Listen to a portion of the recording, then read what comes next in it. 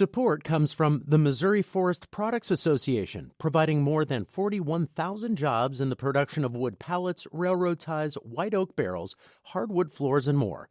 Details at choosewood.com. Who should be a police officer? That's a question many people have asked themselves in picking a career, and it's a question protesters have asked, especially in the policing of minority communities. Locally, the acquittal of St. Louis police officer Jason Stockley last year in the murder of Anthony Lamar Smith brought the question to a renewed focus.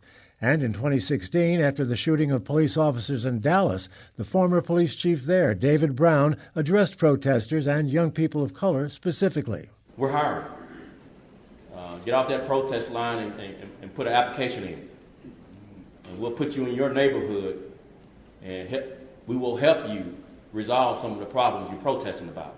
Producer Char Daston recently talked with the Rojas sisters, two young Hispanic women who joined the St. Louis Metropolitan Police Department in the year and a half since Chief Brown's comments. They grew up in Kenosha, Wisconsin. Their parents are from Mexico. For more on the Rojas sisters, here's Char. My interview with Suleima and Rosa Rojas took place in a windowless conference room on the 7th floor of St. Louis Police Headquarters. Rosa joined the St. Louis Metropolitan Police Department in 2016, and Suleima started last August. They're sisters, and they live together, too. They're the opposite of the sterile conference room, friendly, talkative, and willing to joke around. Here's what happened during the mic check when I asked them what they had for breakfast. I had 2 tamales this morning. You know what's tamales? Not breakfast. I do. Yeah. We ate that for breakfast. We both sat there and ate our tamales. Rosa says that as Hispanic officers, they help their colleagues better understand the Hispanic community.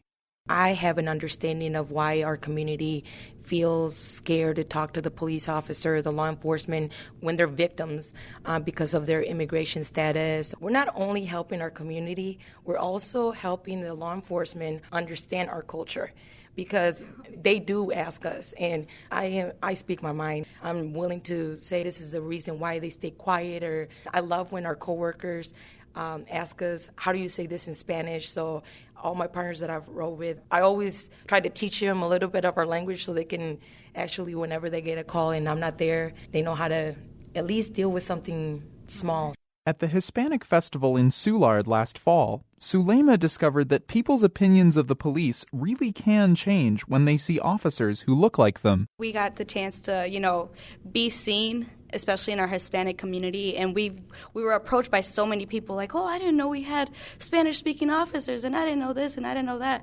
Asked about former Dallas Police Chief David Brown's remarks, Suleima agrees. The conversations she has with community members and other officers make a difference. If you see that we're not policing your community like you say we are, then come and join us. Like my sister said, speaking to your coworkers, speaking to people in the community, you can change people's mindset one at a time. But Rosa cautions, not everyone would make a good police officer. You got to be willing to give yourself to the community. Rosa says that part of giving herself to the community involves sharing her own personal experiences with people she meets on patrol, including her own experience with domestic abuse. I've noticed that when we get domestic calls, they'll call again. Once they call one time and I assure them that, hey, I'm here to help you, and I will go through the steps of what is it that you got to do in order to pull apart from this situation, and not only be able to teach them and let them know that I was also part of that, so having oh my gosh, she went through a domestic and she went through it, she came out, I can do it the same, and she's here to help me. So that for me, it's great to be able to help. She also thinks it's important for officers to educate themselves about communities they're not a part of. For Rosa and her sister, that includes the Black community. We'll sit there and watch documentaries about our Black history, and it's good to know. It's good to know of the struggle and what they've been through, and it's still there, the lack of work. Sometimes this is where the crime starts. You have young kids out there doing crimes. It's not about pointing the finger all the time and be like, man, you're doing a crime, I'm just going to go and take you to jail. No, be able to give resource to that person and be like, hey, I've heard that this Bruce Franks got this program that has out there for you guys to work and find you a job. Call them, here's this, be able to, but you have to know this stuff. You need to know about the resource. You need to know what's out there to be able to help our communities. The Rojas sisters both participated in the Ethical Society of Police's Minority Recruitment Program, which mentored them during their time at the police academy. The program was started in 2014 by the Ethical Society, the police union in St. Louis that represents mostly officers of color, and it received funding from the St. Louis Metropolitan Police Department. Suleima says that her mentors in the recruitment program are still looking out for her at the police department today. So it's a little difficult, not only getting in the academy, but staying in the academy. Still till this day, Sergeant Clinton, Sergeant Ross, Keaton Strong, Heather Taylor, they're all looking out for us. They're all looking out for us every single day, and they all give us advice, on how we can be a better officer than we were yesterday. Rosa adds that the program taught them things the police academy left out. Especially dealing with the community. Not only were we just there to talk about law enforcement, we went out and did a lot of volunteering things to try to get involved with the community. And that came a long way because not only did I get to do that before the entering the academy, after as well as a police officer. But last fall, the police department chose not to renew the funding, and the program was put on hold. Police Sergeant Heather Taylor, the head of the Ethical Society, spoke to St. Louis Public Radio's We Live Here podcast and said the program had a positive effect on the number of African American officers. We're at 34% African American at the time. 37 candidates hired in a year and a half time to become recruits and training police officers in the police academy.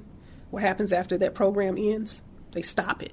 So we were at 34% African American July of 2016. As it stands right now, we're at 30% African American. And do you anticipate that's just going to keep ticking down? It's going to continue to decrease. The Ethical Society plans to restart the program at the end of February with funding secured by State Representative Bruce Franks. The number of minority officers, and particularly black officers, continues to be a much-discussed issue after the acquittal of Officer Jason Stockley. The sisters did not want to share their personal feelings on Stockley's acquittal, but the Ethical Society, which represents them, argued for his conviction. Suleima had this to say.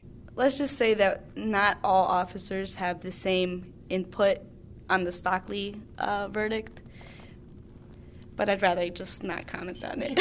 Because they're willing to discuss their own backgrounds and ready to learn about groups they're not a part of, the Rojas sisters are a winning combination for improving relations between communities of color and the police. That's producer Char Daston. To see a photo of Suleima and Rosa Rojas in uniform, visit stlpublicradio.org and select St. Louis on the Air from the Programs tab. Support comes from the Missouri Forest Products Association, committed to conservation and careful management of the state's forests to make them more resilient and better habitats for wildlife. ChooseWood.com.